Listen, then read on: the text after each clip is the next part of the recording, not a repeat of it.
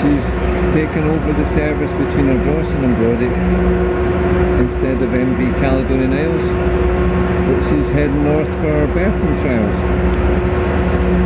Approximately it's got the same capacity as the Caledonian Isles, but in fact sometimes it has a lot more capacity because the Caledonian Isles becomes efficient. Let's watch the ramp coming down. When you're using the mezzanine decks, but sometimes one or other or both of these mezzanine decks, the use of them is precluded by the height of the vehicles and how many high vehicles are travelling. Basically sitting under the mezzanine decks, preventing the mezzanine decks from lowering down. This vessel doesn't have any mezzanines. In effect, if you're on the mezzanine on this vessel, you'll be parking in the, so to speak, the dual carriageway, which is the two lanes for low traffic that goes right round the edge of the boat under the overhang. The use of this area is not precluded by mezzanine decks. It will be used no matter what load you've got. All the high vehicles go in the middle and the low vehicles will always manage to fit round the side. There are no mezzanines. So sometimes this can be more capacious than the Caledonian Isles. Still got MV Isle of Arran, berth here overnight, came over from Ardrossan. Is heading north to Colonsay and Loch Boysdale. It's not helping in the Arran run, but the crew gangway on. But it's still nice to see her anyway.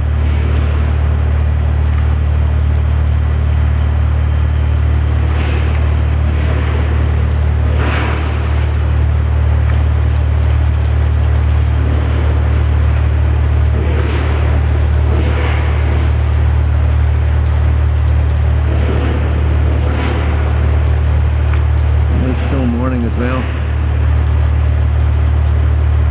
Really a perfect day it looks like.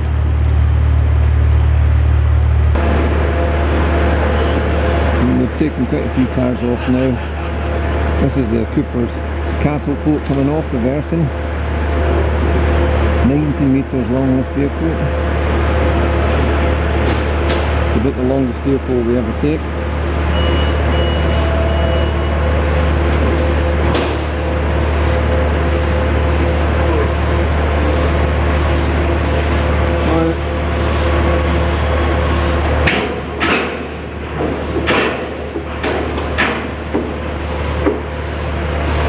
This is the reason why this vessel takes a little bit longer to load.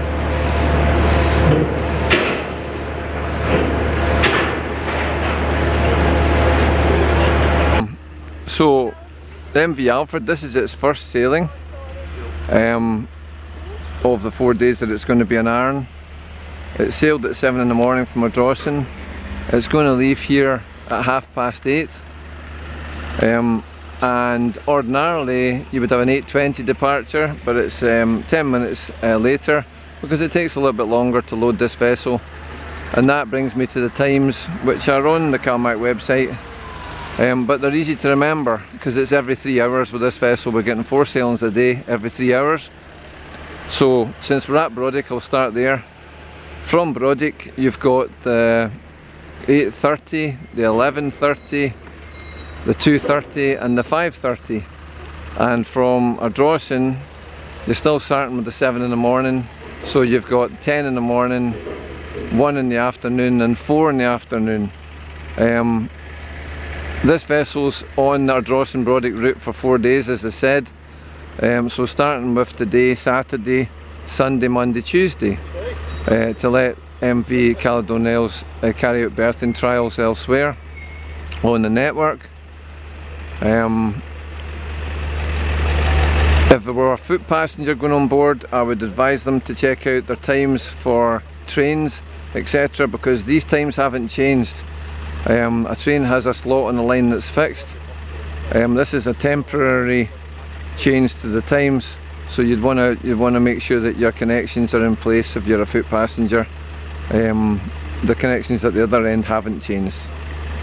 Additionally, if you're a foot passenger, you'd be interested to know on the capacity for this vessel, which was 230 in the summer, but at the moment it's 428 due to better crew numbers and So that should be perfectly adequate in the off-peak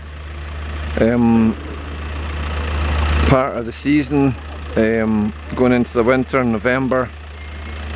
It's very unlikely that we'd ever hit 428 passengers in the next 4 days. That shouldn't be a problem at all.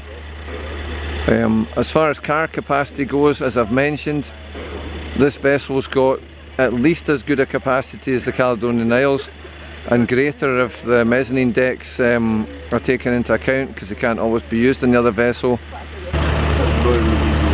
Another 3 lanes of cars to go.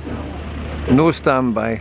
So standby would be in lane 1 on the right, closest to me, and that lane's empty altogether. So the intention is, as I load this boat all the time, the intention would be to get every single vehicle away here, and they're so confident they haven't got any vehicles in standby at all. So it looks like it's going to clear the lot. That's what I'm thinking. I'm not expecting anything to get left here. And there's Brodick Bay. As far as facilities on board go,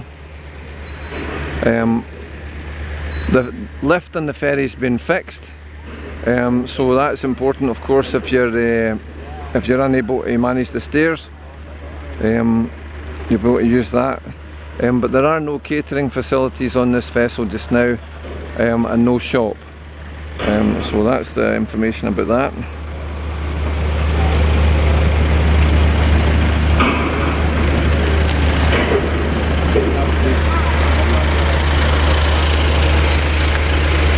From a point of view of a person working here, this vessel is quite nice to load. It's simple because it only has these 2 areas. Alright, morning, morning. It only has these two areas to load. You don't need to think too hard about other areas of the boat. You can see them starting to come around at the back of the boat. No reversing, no messing about.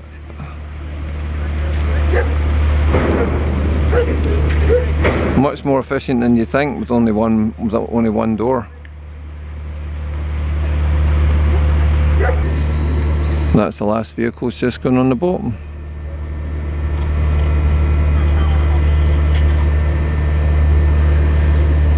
Davetheraverovingtherock, over and out.